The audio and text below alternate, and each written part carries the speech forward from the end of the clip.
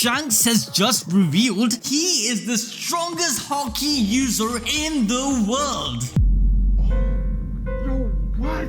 It's been 25 years, yet no one has seen Shanks fight. But after chapter 1055, Oda finally confirmed all of our suspicion that the fight ends before it even starts. What do you mean by that? I don't know. Brace yourself because this chapter dropped so much. Number 1. Shanks' new true power can make an admiral's ship bricks. Number 2. Greenbull is a sussy baka. Number 3. The ancient city of Wano is in fact the lost city of Atlantis. Number 4. The most satisfying of all. Our prediction came true regarding the location of Pluton. Overall, this chapter was fire! Welcome back everyone, it's time to go balls deep! Chapter 1055 continues with the post-Wano drama. Whilst everyone else is enjoying the feast and festival at the flower capital, Momonosuke is busy getting slapped up by Greenbull. With his newfound resolve to lead Wano, Momonosuke decided to take on the challenge of fighting an admiral without the help of Yamato, or even relying on the Straw Hats. These guys will eventually leave. To thrive, Wano needs to be in a position where it can fend for itself without the help of outside forces, and Momonosuke knows this. Sadly, our boy is still getting the hang of controlling his devil fruit. Those of you who have the notification bell on and aren't silly willies should understand that unlike the normal zone users, Momonosuke has to consciously learn how his fruit works. Due to this, Momonosuke failed miserably in using his dragon fire breath. Instead, he just lets out a fart. Greenbull's god fruit is awakened, which lets him easily handle Momonosuke and the Scabbards. In chapter 1054, we were under the impression that Greenbull, being a grass-type Pokemon, is weak to fire. Like, it did make sense, especially after he lost to Sabo. Well, Greenbull has Hashirama cells and is fireproof. Yep, Greenbull is completely unfazed as Raizo uses his fireball no jutsu, revealing his technique Bakurin. Am I saying that right? Bokurin. Basically his fireproof forest, which allows him to break free from flames. At face value, Greenbull seems to be a corny ass troll, but behind his antics, he is big brain. His relationship to Wano is still a mystery. Everything this admiral is doing seems as though he's testing the samurais and their resolve. Greenbull is an actor. Him pretending to be burnt is just another extension to this. However, this doesn't stop him from sucking off everyone dry.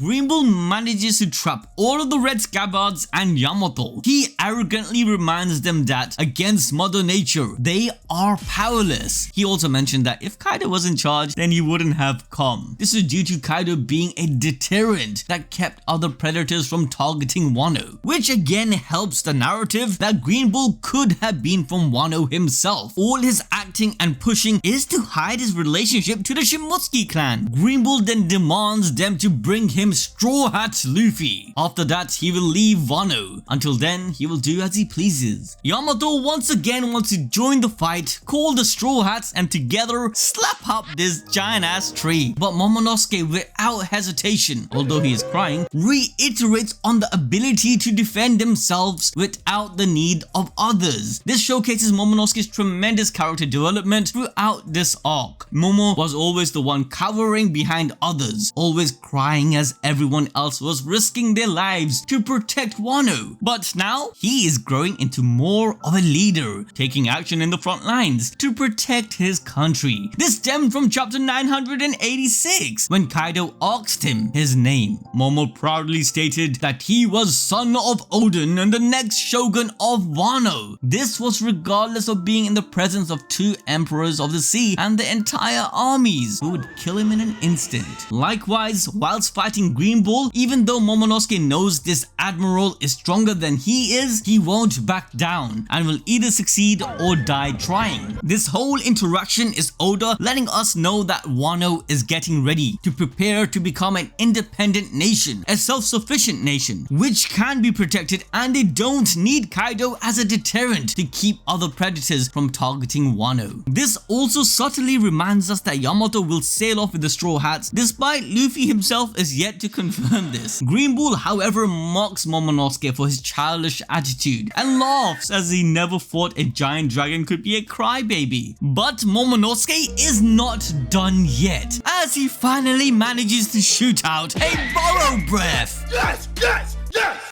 This mystical flame bypasses Greenbull's fireproof giant tree body. In doing so, Yamato and the red Scabbards break free. All of them are in shock as none of them can believe that Momonosuke just mastered his dragon abilities to such degree. Momonosuke then follows up with another borrow breath, which actually burns the rest of Greenbull's massive body. Sadly, Greenbull puts all of Momo's effort to waste as a small plant starts to grow behind the fire, allowing Greenbull to sprout from it as well. Technically, Greenbull with this ability is immortal, and as long as he's on Earth, he will never die. Greenbull then proceeds to transform into his awakened form of a broccoli and states, "Since you're so hell-bent on playing hardball, have it your way, boy. I'll discover you and your wannabe Kaido routine from mouth to tail." However, just before Greenbull could pierce Momo, a large black bolt of lightning shoots down from the heavens, completely paralyzing him. It's none other than Red Hair Shanks. Oh my god! Okay, it's happening!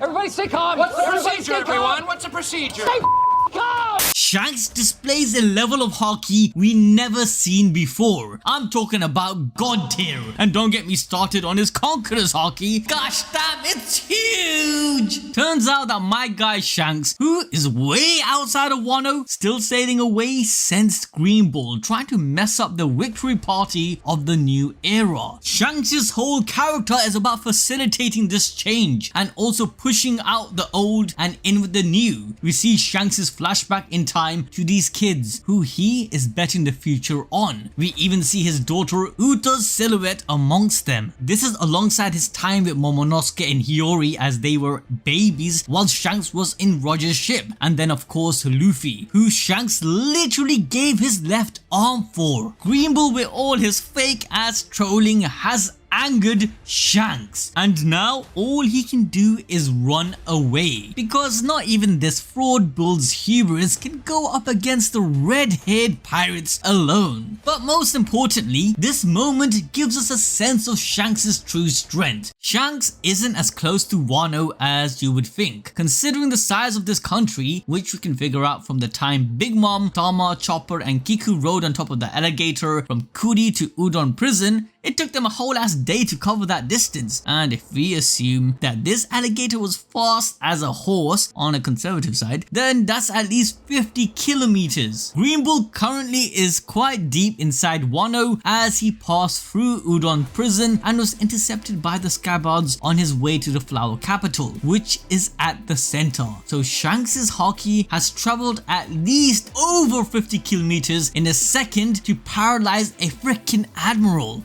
This is a new power of haki Shanks has shown us. We have seen characters make armies faint by releasing their conquerors haki. We have even seen people release their conquerors to intimidate their opponents, like with Kaido and Big Mom against the 5 supernovas. But a targeted flow of black lightning haki to challenge and intimidate an opponent miles away is truly extraordinary. As Shanks uses this power, we can see a clear path of black lightning as if it's coming from the heavens themselves, pouring around Greenbull. This targeted haki is so precise that even at this distance, it is only felt strongly by Shanks' target, Greenbull. And even though the newbies in his ship felt the full force foaming out of their mouths, this is still a testament to Shanks' control. Only the top guys like Luffy, Sanji, Jinbei felt this disruption. Not even Yamato seemed to have realized that this wasn't because of Momo's borrow breath that scared Greenbull away, but it was actually Shanks. To even attempt this, Shanks had to use his observation haki and pinpoint where Greenbull was standing, which would mean his range is even greater than Enel, Aisha and God Usopp. It does come to no surprise that Shanks would possess such devastating haki. This explains so much about why Kaido was stopped by Shanks on his way to Marineford, because if Kaido fought Shanks, then both their crews would have suffered great losses. Shanks' power, like his captain Gol D Roger, is literally based around his haki alone. He doesn't even have a devil fruit, yet he is considered amongst the strongest. This was even portrayed in chapter 1000 when Kaido imagined Shanks in the same light as Roger when asking Luffy if he can reach their heights. Shanks grew up alongside Roger and his crew, who all had monster tier haki. Being raised by the Pirate King, Shanks' resolve is stronger than anyone else's. And we have explained before that one's haki is as strong as their confidence in their own self and actions. Luffy's haki is strongest when he is protecting his friends, when he has a purpose to fight. Shanks' haki is strengthened by his gamble on the new era, which includes Luffy, Momonosuke, and Hiyori. Haki is also inherited, as we have time and time again witnessed it, runs within generations. In the latest One Piece film Red, we find out that Shanks was taken in by Roger's crew when he was a baby. This time frame would mean Roger found Shanks in God Valley. We don't know why exactly Xebec was obsessed in attacking this place, but there is one theory that his wife was taken as a slave, giving birth to their son, who we now know to be Red Hair Shanks. Xebec was an influential person and had the power to challenge Roger and Garp at the same time. If he is Shanks' father, it would make a lot of sense. Shanks with only one arm poses more threat than any other pirate. Even in the new movie, he battled against Fujitora and Kizaru at the same time. However, this battle doesn't last long, as after Shanks shows off his haki, making both the admirals sweat and leave, while making Vice Admiral Momonga faint, who mind you had a will strong enough to withstand Boa Hancock's devil fruit ability. With this new feat, I don't think there is any debate that Shanks is the strongest haki user in One Piece. Now, while this crazy fight is going on, Oda decides to drop the biggest reveal we have yet to see. Robin and Law are following Sukiyaki into a secret underground passageway leading to the Road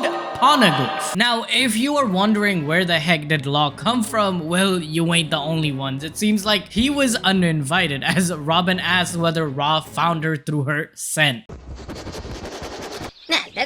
Law says no, he isn't a hyena. If you were to ask me, I'll turn into a hyena for Robin, alright? Hey, yo, what the fuck?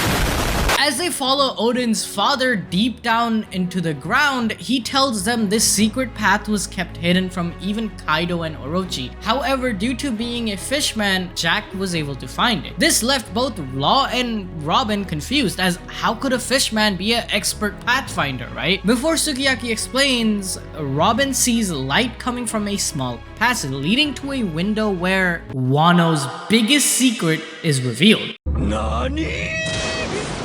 All this time, we were only hitting the surface, as the real Wano from 800 years ago is shown to be submerged below water. We are talking about a whole ass city. This is literally Atlantis, and in all honesty, what a sight to behold. Sukiyaki explains that the Land of Wano was situated near Mount Fuji. And no, not this one, not that one either. Alright, what is this editor doing, bro?